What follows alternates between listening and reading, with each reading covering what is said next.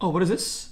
This is kind of interesting. It seemed like some petty shop. Guys, I don't know why these videos about stealing, they kind of lipstick here, a pair of sunglasses there. 30 but for one woman, it ended up costing much more than she ever expected when she suddenly became the target of a major undercover sting operation. And we were there as it all went down. All right, Todd, they're approaching the store right now. Guys, do they even sell these cars anymore? I haven't seen a single one on the road in like 15 years.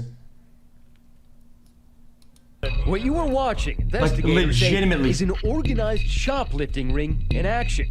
In this case, the suspect, Melinda Ford, aka Puffy. They all disappeared, right? Guys, I'm not crazy, right? Like over like 2 or 3 years, like 10 years ago, they like all disappeared, like boom.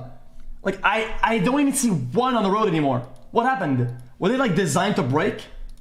Is about to hit the dressing room of a Bell's department store in Florida. Right now what we're seeing is our main target in the store. Last year we were given access to an unfolding investigation to a crime that starts with a sleight of hand and ends up costing all of us big money. Cops tell us that Puffy is their prime suspect. And she's huge. Her the booster, and they believe she could be the key to bringing down a multi-layered Florida shoplifting ring. Over the last 3 years, shoplifting has become a growing national problem. Stores mark up merchandise to offset the losses, and it'll cost your household roughly $400 a year. Guys, as much as shoplifting is terrible, okay, their profit margins are fucking huge for these products. Why would they feel the need to mark up some of these products to make up for the loss of stealing? Not true? Wait, that's not true? Wait, no, that's literally true. Dude, the profit margins are very good on another individual. We have one occupant and one suspect. That's why Sergeant Jim Ostachek from the Polk County Sheriff's Office has spent nearly a month chasing Puffy, that yellow beetle. All right, they're pulling in now. The woman driving Puffy around, they call her Pee-wee, and we're blurring her face because she's actually a police informant. Pee-wee has told the cops that Puffy's MO is to enter the fitting room with 2 of everything. And then, once inside, conceal one of each item under her street clothes. Pee-wee tells the cops that Puffy then hands the items over to a network of men and women she pays to return the goods to the store. We watched as Bell Security monitored what they say was one of those illegal returns going down. Wait. All right, so she just returned the stolen stuff? Police say suspected returners cashed the stolen goods in for store credits in the form of gift cards. They believe those gift cards will later turn up on popular online auction sites. Seems like the gift cards are pretty much money, right? Yes, those are kind of like, you know, it's gold. After weeks of following Puffy in and out of stores, on a 90-mile stretch from Orlando all the way to Tampa, Sarge and his team are finally ready to arrest her. Investigators say if they can flip Puffy, they're betting they can round up. Chat, do they give the money back to the stores and that, or like help them out? Because if they've seen people steal like $1,000 in these stores, what happens with these stores? The returners, just the lost fencers, and bring down the whole booster ring. Bell's security team is in place. Both subjects have entered the store. They're inside the store, monitoring Puffy and the police informant Pee-wee on surveillance cameras, and radioing their movements to officers outside waiting in the parking lot. Subjects are now exiting the store. An unmarked police car is waiting. Both subjects have entered the vehicle. The vehicle is moving. As they exit the parking lot, the police pull up right behind them. Pee-wee, who's been wearing a wire for weeks now, fakes being terrified. They coming. Just pulling me.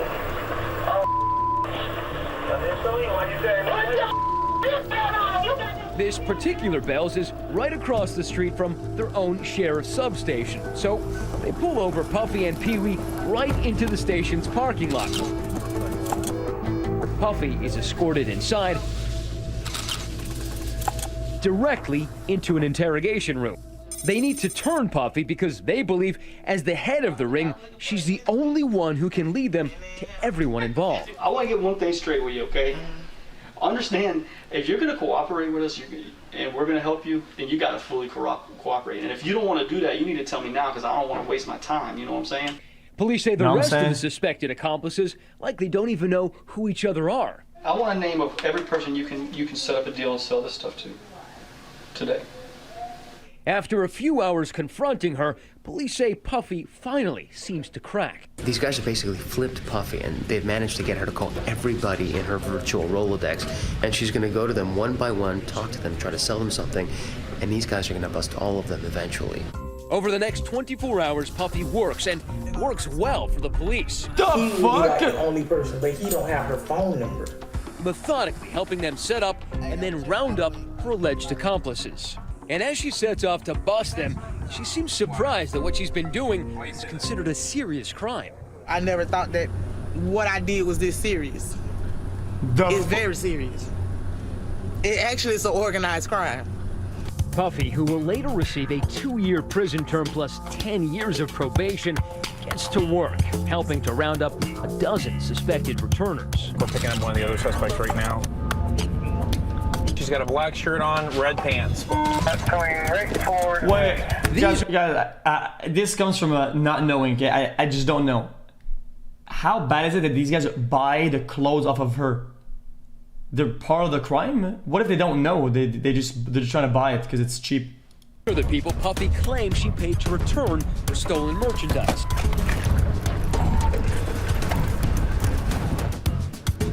Police say they have evidence that 33-year-old Erica is also one of them.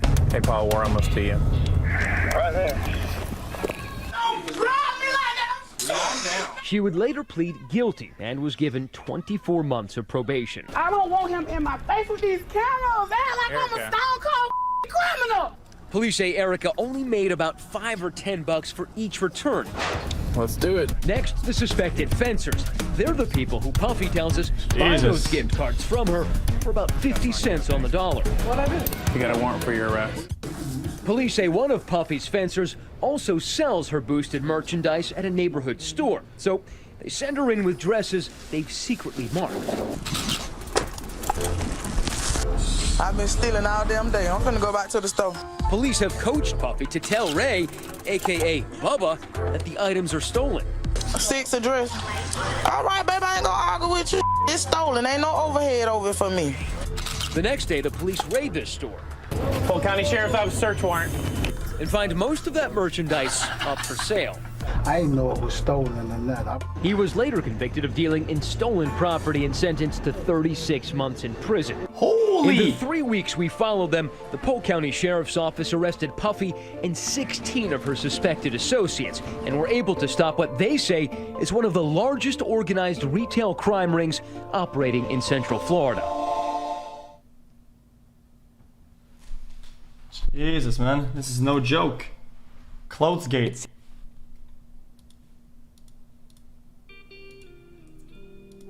Interesting. Guys, that was actually interesting. Yeah, Clothesgate is no joke, man. Dude, this is seriously. What? Listen, guys. Did she get a reduced sentence for giving them for snitching on all of them? Sexy this evening. Love you all. Try dance. What is this? 9 months new badge Bogula. I'll go watch one last video. xQc. Today we're just kind of just doing whatever, chat. I'm winging this stream. This is being winged. I'm just winging it. This one pog. This is anime. You're banned. 40 months. Okay, champ. 2-year probation ain't shit. Isn't like 2-year probation like you just like go around and you can't do certain things or whatever, and you have to like check in with somebody to make sure that you're being a law-abiding citizen? Hello, Mr. Cow. Love the stream. Remember to fuel up.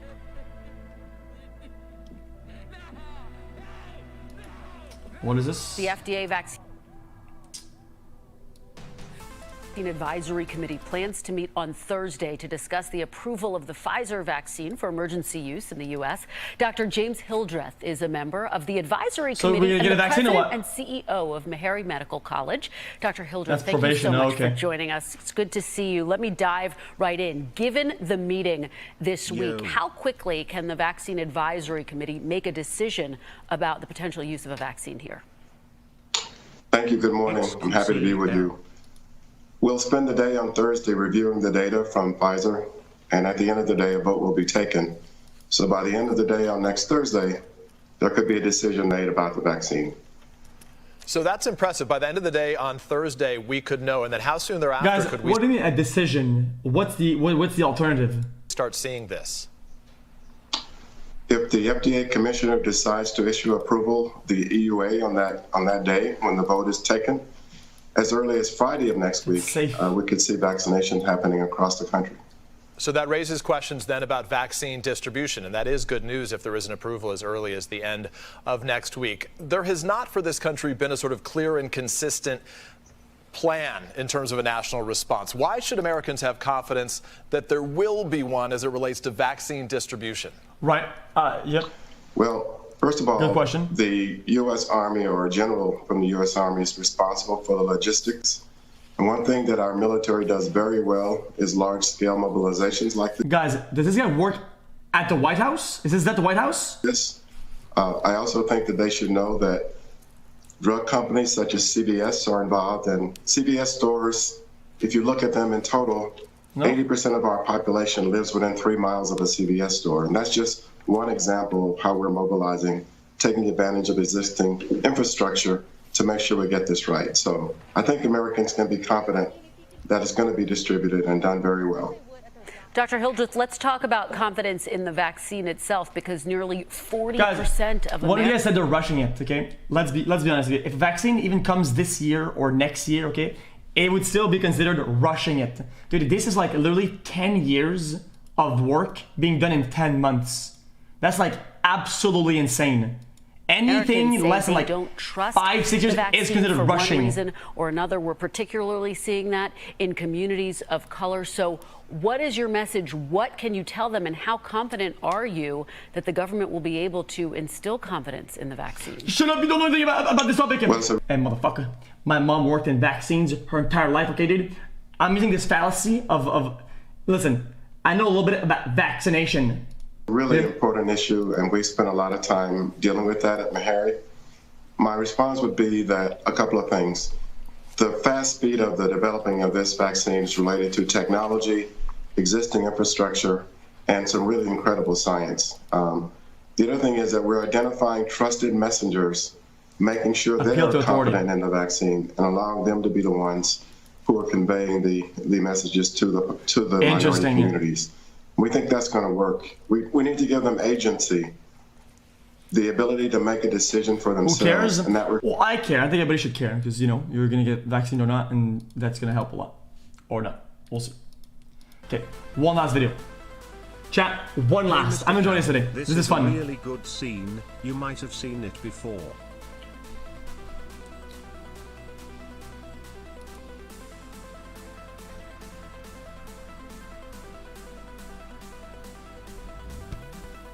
Almost a year. What is this? Oh, this is good. Inside Edition, my favorite. She may be the most brazen and dangerous female robber you've ever seen. Look at her calmly walking into a jewelry store on Monday, then proceeding to clean out cases of diamonds and watches. It happened at a Jared vault in North Carolina, and it's apparently not the first time she struck. Is anybody gonna stop her? Say it's her 6th heist since April. She's hit other jewelry stores in Florida, Georgia, and Tennessee. Right now, there is an all-points bulletin for her capture. The FBI says she's in her late 20s or early 30s, about 5'8", and weighs about 130 pounds. John Kennedy is with the Jewelers Security Alliance. In all my decades in this business, she's the only female I have seen who has gone in and conducted these armed robberies by herself. In this broad daylight robbery, you see her on surveillance tape after leaving employees tied up in the back with zip ties. She's robbing cases just like this. How easy is it? Well, she's gotten the keys from the back room where she's tied the people armed. Up. She just walked in. Opens it up. She's got a big bag. She puts her hand in several times, a number of times, and keeps loading them, the whole trays, into her bag. Right. She's dressed in a skimpy white tank top and gym shorts. In several of the robberies, she wears workout gear, which has people labeling her the jogger jewel thief. The FBI released this tape where they say the suspect is casing one of the stores, even talking to a clerk. Initially, authorities thought she was working alone, but then the same guy was caught on surveillance tape at 2 different jewelry stores. Coincidence? Not likely. Authorities say he's in his late 30s to early 40s, about 6 foot tall, and weighs 250 pounds. Here's more evidence she's working with somebody. A still shot in which the jewel thief seems to be communicating with someone through an earpiece. The FBI wants to nab her before she strikes again. What? What kind of conclusion is that? Chat, one more. It is an epidemic around the country, thieves targeting ATM machines. And these caught-on-tape moments show that the crooks will sometimes go to unbelievably elaborate methods to get the cash. Lisa Guerrero reports. Holy shit! The footage is shocking. A pickup truck smashes into a grocery store. But this driver isn't done. What He the goes fuck? on the other side and zooms straight through. Why is this happening? Because crooks are after the ATM machine. They load it in the truck and they're off. With the use of brute force, brazen ATM thefts are happening all over the country. In Chicago, a crook wraps a rope around the ATM and gives the signal. A truck then hauls the machine through the front door, even injuring his partner. In New York City, thieves carry an ATM out of a laundromat and into a waiting getaway van. Outside New Orleans, a truck demolishes the front of this store. A gang gets out, scoops up the ATM, and makes a quick getaway. The thieves often back up a large SUV to the front door, because that's where the ATM is usually located. Then they scramble to get the ATM into the vehicle, but it's not a clean getaway, because the shocking crime is caught on camera. Outside Seattle, a surveillance system caught every step of an ATM heist. It was crazy. It was like an explosion. Barry Nilsson owns the popular Jersey's sports bar where the theft took place. First, a truck scouts out the place. Then one crook hooks the front door with a chain connected to the truck. They grabbed the handle with the chain and ripped that off. They just ripped it off, and then they put another chain on the ATM and dragged that out. This was gone. Gone. All gone. All gone. Glass everywhere. Yeah, they knew exactly what they were doing. They looped it and they were out. Their take was only $500. Who thinks of this stuff? But it wound up costing Nilsson much more. My insurance doubled. I'm at $30,000 a year. I'm high risk. 65-year-old James Fredman was at a truck Guys, stop outside Dallas. insurance is literally a joke, though. Walked into an ATM theft. I saw the 2 thugs. One was carrying the chain, the other one was holding the door. He tries to stop them. That's when he gets punched in the head and thrown down. That was really violent. James, what were you thinking doing that? You really put yourself in harm's way here. I was just thinking that... Well, it's not because you have to have it, right? You pay for if something happens, but when it does happen, you pay a crazy amount that probably makes up more that you pay for what the actual damage was for. So what the fuck is it even doing for you? I don't get it. The amount that you pay periodically because of your higher risk ends up being way more than whatever they insured you for. So what's the point? It's literally a corporate scam. No? Sexy xQcl. Guys, this is a 2-minute video. Guys, these are interesting. Very pog indeed. Pog. Last video. Grocery store owner in Philadelphia says he will rebuild after his store was completely destroyed by looters. For 15 hours, he waited for police. Scary game As Les Trump tonight. reports, it's not just the loss of one man's business, but the loss of a lifeline for the community.